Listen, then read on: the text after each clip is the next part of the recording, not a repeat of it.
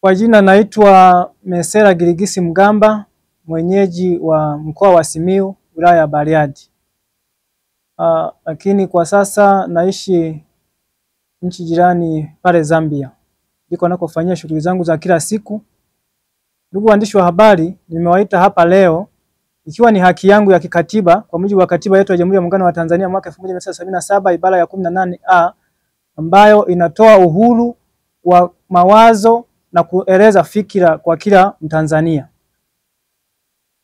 Na jambo kama moja tu la kuwaeleza ndugu waandishi, lakini kabla ya yote ningependa kutumia fursa hii adhimu kuishukuru serikali ya Jamhuri ya Muungano wa Tanzania inayoongozwa na rais wetu shupavu Jemedari Samia Suluhu Hassan kwa kuwa ameweza kufanya mambo mbalimbali ambayo yametekelezwa katika kipindi chake cha uongozi kuanzia mwaka 2021 alipokabidhiwa, na kwa jinsi alivyoweza kuimarisha nyanja karibia zote za maendeleo ya nchi yetu kuanzia kiuchumi, kijamii, kiafya na kadhalika. Ni mambo ambayo kimsingi mwenye macho hawezi kuambiwa tazama. Ni vitu ambavyo vinaonekana kwa kila mmoja wetu. Hatuwezi kuyaeleza yote hapa, muda hautoshi, kwa sababu ni mambo mengi ambayo yametekelezwa. Ukianzia kwenye miundombinu, tunaona madaraja yamejengwa, ikiwemo juzi tu hapa amezindua daraja la JPM kule Mwanza, na mimi ni mmoja wa watu ambao wametokea sehemu hiyo. Kwa kweli tunazo shukrani kubwa sana kwa serikali yetu kwa kila ilichokifanya. Binafsi mimi nimekaa Chato ambapo nimeshuhudia jinsi watu walivyokuwa wanapata adha wanapokuwa wakisafiri kuvuka mikoa ya ng'ambo kuja Mwanza kwa mfano. Lakini pia miradi mingine ya kimkakati ikiwemo miradi ya SGR. Najua waandishi wa habari wengine hapa umetokea Dar es Salaam na pengine umetumia usafiri wa namna hiyo.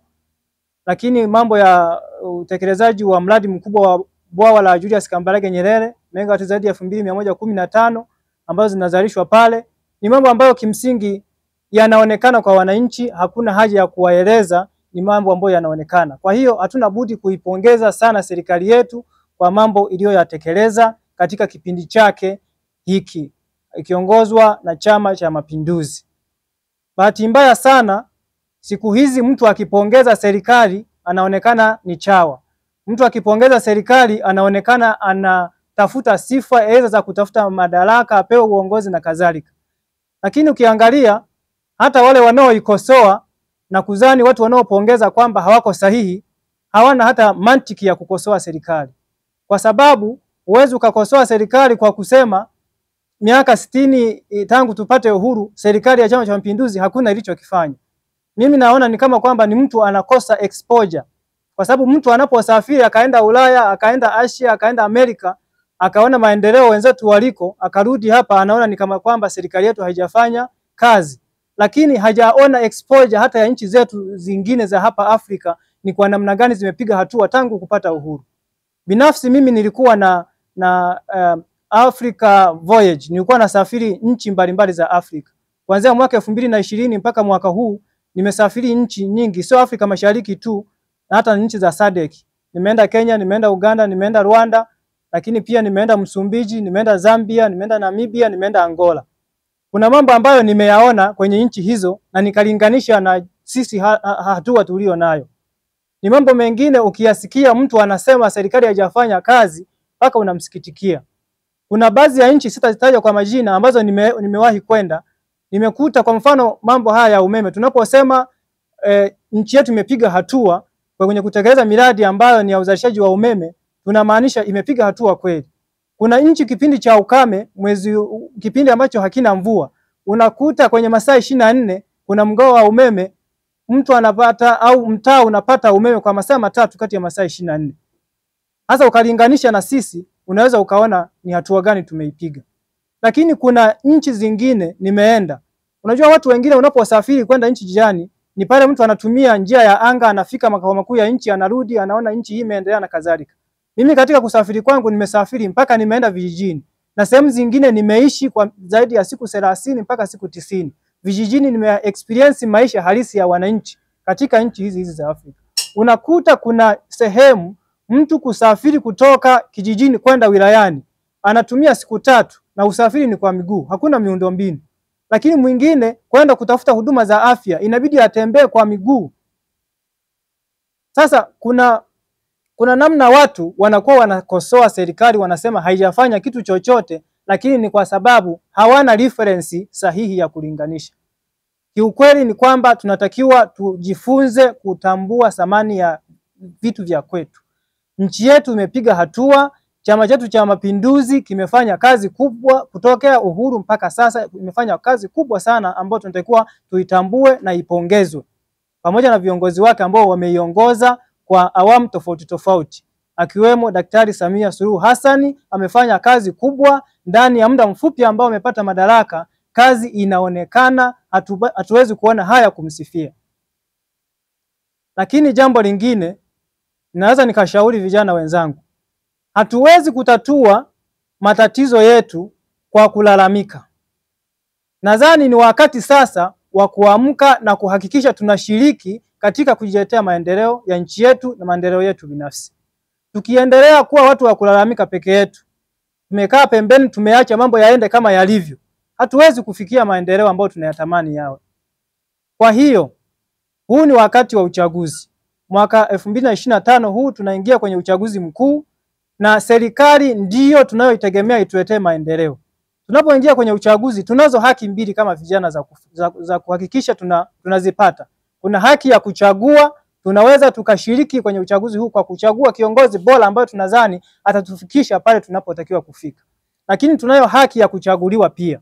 Kwa hiyo tunaweza tukagombea nafasi mbalimbali za uongozi ikiwemo udiwani na ubunge, ili tuweze kuwa chachu na sehemu ya kuweza kuchochea maendeleo ya taifa letu.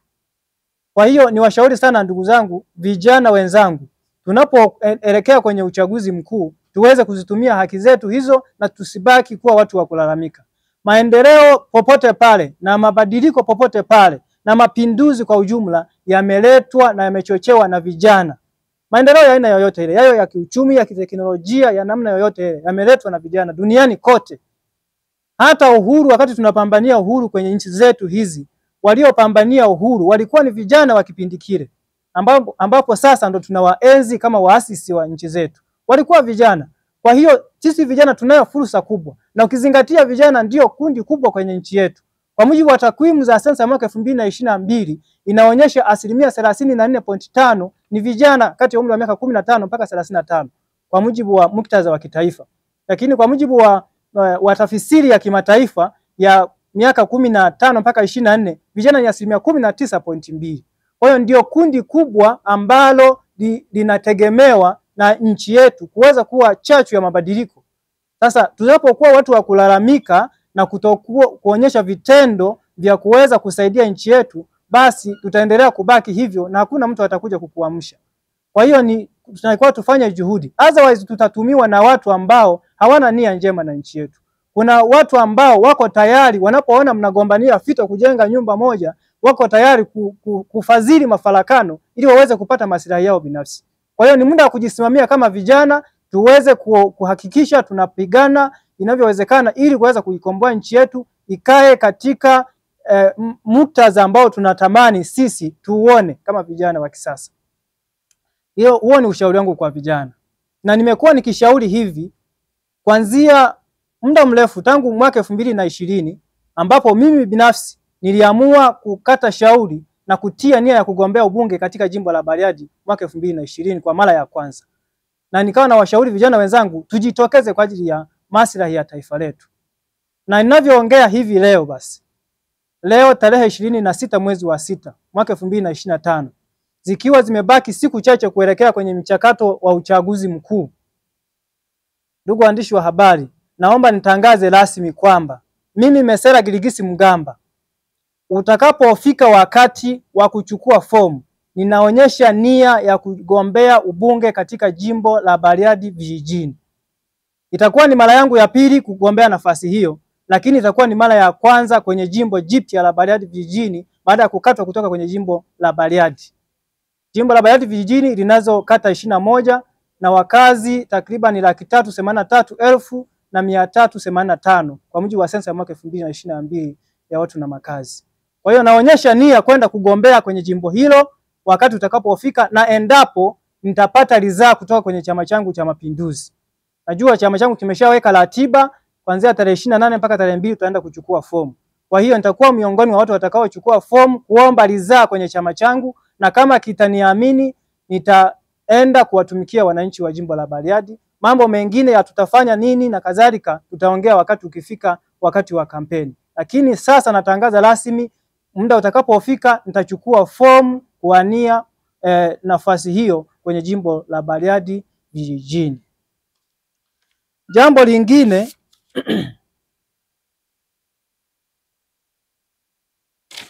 Jambo lingine ndugu waandishi wa habari, baada ya kusema yote hayo, niwasihi tena vijana kwa mara nyingine, tusikubali kuwa wabeba mikoba wa viongozi, tusikubali kuwa wasindikizaji, tushiriki moja kwa moja kwenye mchakato. Na inapotokea tumekoswa nafasi, tusiulaumu uongozi, bali tujue kwamba wakati wetu haujafika, na ukifika tutazipata nafasi hizo. Kwa hiyo inapotokea tumeonyesha juhudi za kushiriki kwenye michakato hii na ikatokea nafasi haijapatikana, sio wakati wa kukisaliti chama, sio wakati wa kulaumiana, sio wakati wa kutafuta mchawi ni nani, bali ni wakati wa kushikamana zaidi, kujenga chama chetu cha Mapinduzi, lakini kujenga nchi yetu moja ya Tanzania. Mwalimu Julius Kambarage Nyerere kabla hajaaga dunia aliwahi kusema kwamba tunatakiwa tuipende nchi yetu kama tunavyowapenda mama zetu, kwa sababu hatuna nchi nyingine isipokuwa Tanzania. Hiyo kauli ina uzito wake. Ukiwa ndani tu ya nchi umekaa unaweza usielewe, lakini kama ukitembea na ukakaa kwenye nchi zingine, hata kama ni nchi zina amani sawa, lakini kuna kitu utahisi kinapungua kwenye nafsi yako, kwamba hapa nipo sawa, naishi kwa amani, nakula na kunywa, lakini ningekuwa Tanzania ningekuwa na amani zaidi. Kwa hiyo tunatakiwa tuilinde amani ya nchi yetu kwa nguvu zote. Tusije tukadanganyika hata siku moja kwa sababu ya aidha ni njaa zetu au ni kwa sababu ya maslahi binafsi tukaisaliti nchi yetu. Gharama ya kuitafuta amani ni kubwa zaidi kuliko kuilinda amani. Kwa hiyo tusije tukakubali kudanganyika kwa watu ambao wanatafuta maslahi yao au wana ajenda zao binafsi, tukaingia tamaa ya kushawishika kuwa chanzo cha vurugu katika nchi yetu tunapoelekea uchaguzi, na hata kama ni baada ya uchaguzi. Watu wengi wanaweza wakasema tuna matatizo mengi, changamoto ni nyingi. Hakuna serikali ambayo iko perfect katika dunia hii, na kwa sababu serikali yenyewe inaongozwa na wanadamu, na wanadamu sio kamilifu. Kwa hiyo hakuna serikali itafanya kila kitu kwa 100%. Kila serikali itafanya kwa uwezo wake inaoweza kufanya, lakini angalau serikali ya Chama cha Mapinduzi imefanya kitu ambacho tunakiona ni hatua kubwa sana kwenye maendeleo ya nchi yetu na maendeleo ya watu binafsi kwa ujumla.